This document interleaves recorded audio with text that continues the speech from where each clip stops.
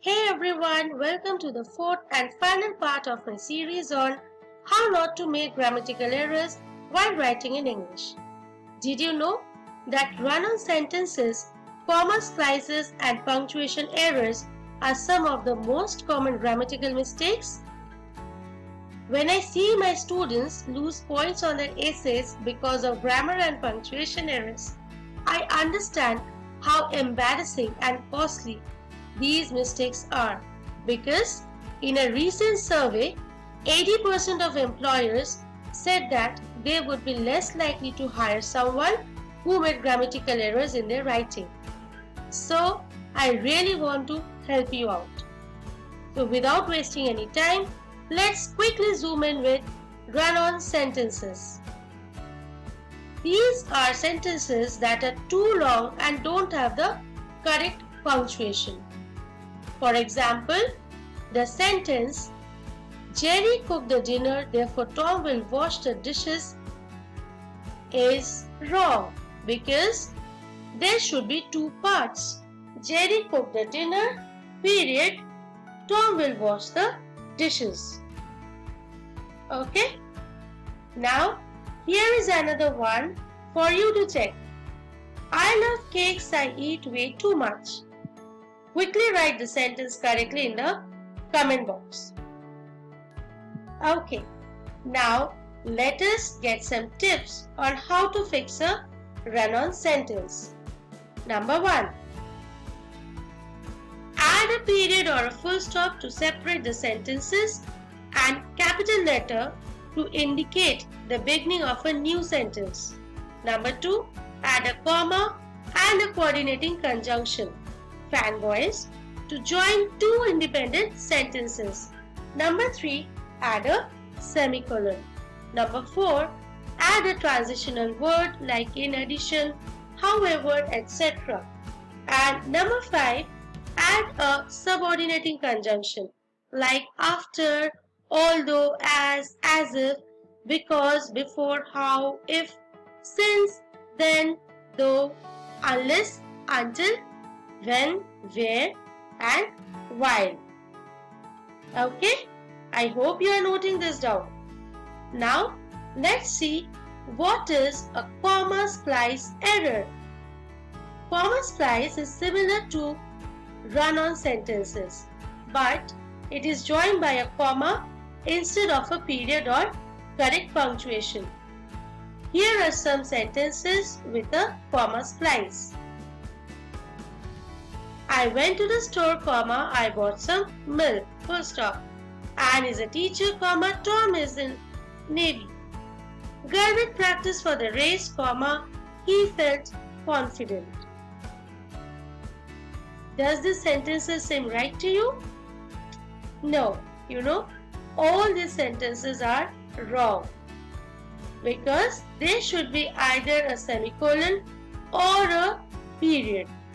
Let's see why.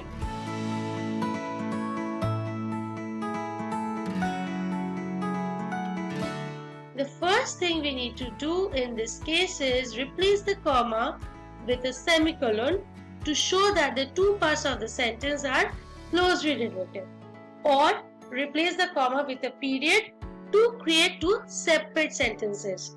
We can also add coordinating or subordinating conjunction to indicate the relationship between the clauses or to emphasize one of them. Got it? So, the correct sentences would be I went to the store, semicolon, I bought some milk. Anne is a teacher, full stop, Tom is in Navy. Garnet practiced for the race and he felt confident. Okay, now in addition to run-on sentences and comma splices, there are some other common punctuation errors that writers make. Let's see what are those. These are the wrong uses of commas, question marks, semicolons, apostrophes, etc. And the worst mistake? Let's park it at the end. Let's start with missing commas. Commas are actually used to separate independent clauses, to introduce lists, and to set off parenthetical information. They can make sentences difficult to read and understand. Okay, they are very powerful. Example, I went to the store, bought some groceries. Observe that there is no comma in the sentence. It should be written as, I went to the store, comma, bought some groceries. The next mistake with punctuation is the misuse of semicolons. Semicolons should be used as periods, or like they are often used as periods or commas, but they shouldn't be. Okay, because they should only be used to join two independent clauses that are closely related. Alright, see the example. I went to the store, semicolon, bought some groceries. This is wrong. Rather, it should be, I went to the store, comma, bought some groceries. The next error is misused apostrophes. Apostrophes are used to indicate position, to form contractions, and to pluralize single letters and numbers. Misused apostrophes can make words look incorrect or confusing.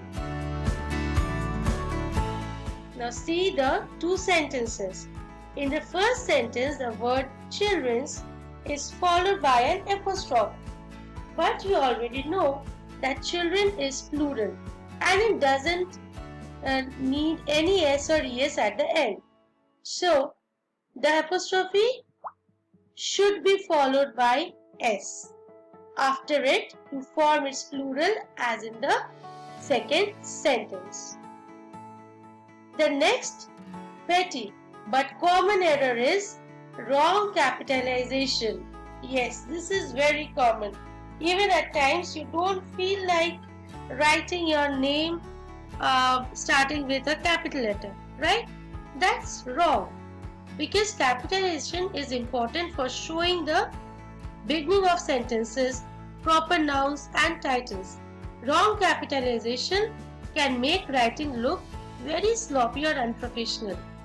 Okay, you know, this is one of the very basic rules that we learn at the very tender age, but still we tend to make the errors and lose marks. So it's important to always take care of it. Now, any idea about the worst mistake we do? It's the no period or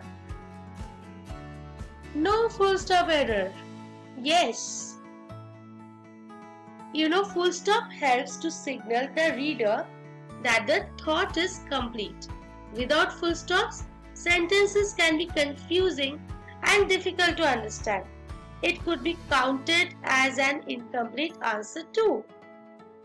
Like, for example, if you write, I am going to the park without a period, the reader will expect more information, right? It's not complete.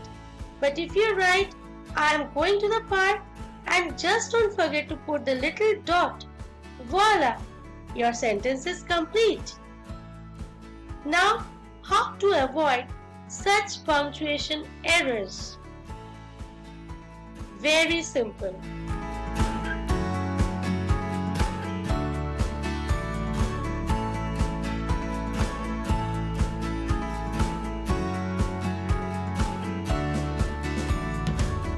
Read your writing aloud. Okay? You have to read it again and again, and you have to read it aloud, not silently. Use a grammar checker. It is available online. But the most important thing to do is learn the basic rules of punctuations, practice using punctuation rigorously, and get feedback from others. This is of utmost importance. Okay? Now, these were just some of the common grammatical errors that we commit while writing in English. So, as we wrap up our series, I want to emphasize the importance of good grammar and punctuation. You know, when you write correctly, you communicate your ideas clearly and effectively. You also make a good impression on your readers, which can help you succeed in school, work, and life. So I encourage you to practice what you have learned by writing a few sentences of your own every day, or maybe you can start writing a daily journal. You can also share this video with your friends and family to help them improve their grammar and punctuation skills. And yes, this isn't the end. As promised, I will share few plans which I have developed to help you improve your writing skill in my next video. So stay tuned to excel in your exam. Take care. Have a great day. Bye-bye.